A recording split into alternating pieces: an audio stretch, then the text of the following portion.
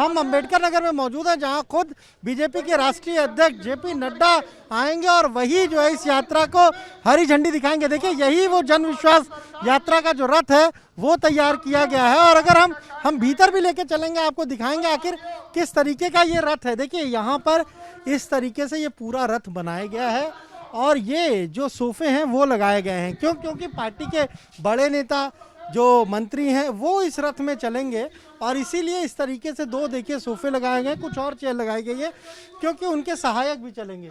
इस तरफ अगर हम आपको दिखाएं तो कुछ और लोगों के बैठने की व्यवस्था की गई है।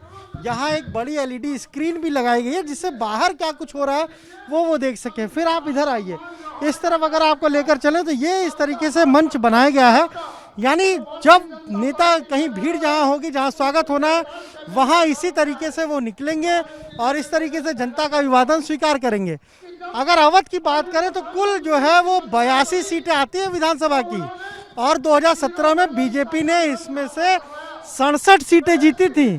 इस बार जो अवध क्षेत्र के क्षेत्रीय अध्यक्ष हैं वो दावा कर रहे हैं कि हम 75 सीटें जीत लेंगे, यानी पिछली बार से भी ज़्यादा जो है वो सीटें हम इस बार जीतेंगे।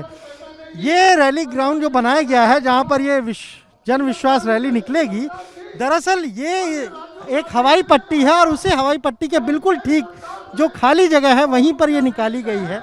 हम आपको इस जन विश्वास यात्रा का ये जो रथ है उसको लेकर दिखाएं और आगे अगर हम आपको लेकर चलें तो पार्टी के तमाम लोग जिनको जिम्मेदारियां मिली हैं वो भी हमें यहाँ नज़र आ रहे हैं। हम कोशिश करेंगे कि उनसे भी आपकी बात कराएं, उनके साथ आपसे बात करें। यहाँ जिला संयोजक देखिए किसको बनाया है इस जिले में। अगर रथ यात्रा का कोई जिला संयोजक है तो रफत है, वो पार्टी की यहाँ पर कार्यकारिणी की सदस्य भी हैं। रफत जी, तैयारी पूरी है?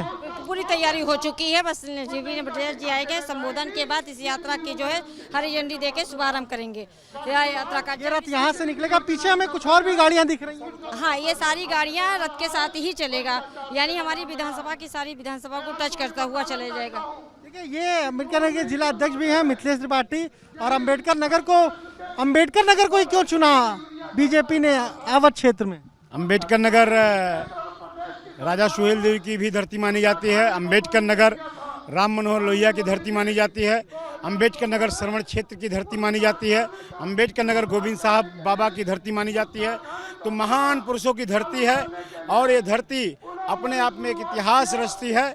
इसलिए उत्तर प्रदेश की ये जन विश्वास यात्रा आज अम्बेडकर नगर से शुभारंभ हो रही है। जनपद वासियों का एक गौरवशाली क्षण है और हम लोग सारे लोग मिलकर इस यात्रा को सफल करेंगे, इसलिए यात्रा अपने उद्देश्य को पूरा करेगी। देखिए, यहाँ की जो यात्रा उसका संयोजन का जिम्मा देख रहे हैं विजय बहादुर पाठक जी, एमएलसी भी है, प्रदेश उपाध्यक्ष। विजय बहादुर पाठक जी, जन विश्वास यात्रा नाम दिया है, जनता का पूरा विश्वास है बीजेपी के साथ? जनता का विश्वास है, इसलिए उसने जन समर्थन दिया है।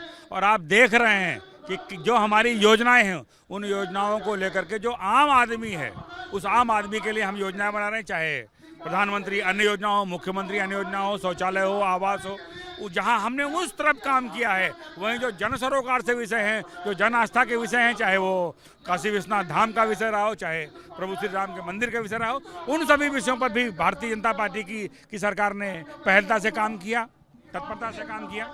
बिल्कुल, यहाँ पर राज्यसभा के सदस्य डॉक्टर संजय सेठ भी हमें दिख रहे हैं। संजय जी, पूरी तैयारी है जनता का विश्वास जीतने की? जनता का विश्वास जीतने की पूरी तैयारी है? हाँ, देखिए ऐसा है, जितना हम लोगों ने काम किया है पिछले 7 सालों में और यहाँ पे 5 सालों में, उसको जनता तक पहुँचाने के लिए, हर जनमानस तक पहुँचाने के लिए ये यात्राएं 6 निकाली जा रही हैं जो हर विधानसभा को छुएंगी। और जिस तरीके से उत्तर प्रदेश में विकास हुआ है, जिस तरह से माफियों के ऊपर अंकुश लगा है, जिस तरह से हाईवे बने हैं, आप जिस हाईवे से आ रहे होंगे, पहले यहाँ आने के लिए 5 घंटे लगते थे, अब 2 घंटे में हम आ रहे हैं। तो ये सारी चीज़ें माननीय योगी जी के द्वारा दी गई हैं, उन्हीं चीज़ों को बताने के लिए हम लोग ये यात्राएं निकालते हैं। देखिए, बिल्कुल, और अंबेडकर नगर में जो जन विश्वास यात्रा शुरू हो रही है जिसे जेपी नड्डा हरी झंडी दिखा रहे हैं, उसमें शामिल होने के लिए पंकज चौधरी भी पहुंचे हैं जो केंद्रीय राज्य मंत्री हैं। पंकज जी, जनता का विश्वास बीजेपी के साथ है 22 में? निश्चित तौर से 22 में 300 प्लस भारतीय जनता पार्टी पुनः जाने वाली है। लेकिन कैसे आएंगे? महंगाई इतनी है, लखीमपुर का मामला है, केंद्रीय गृह मंत्री आपके साथी अजय मिश्र टेनी की मांग विपक्ष कर रहा है। देखिए, केंद्रीय गृह मंत्री का विषय उनके बेटे का है। एसआईटी जांच करे, ये कानून अपना काम करेगी। ये तो विपक्ष का बिला वजह उनके ऊपर आरोप है।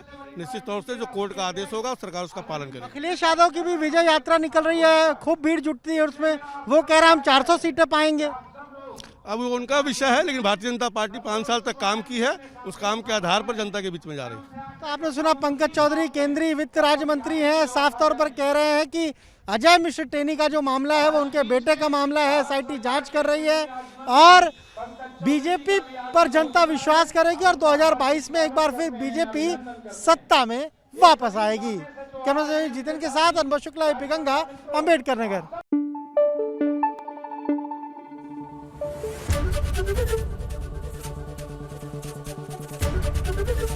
एबीपी गंगा, खबर आपकी, जुबान आपकी।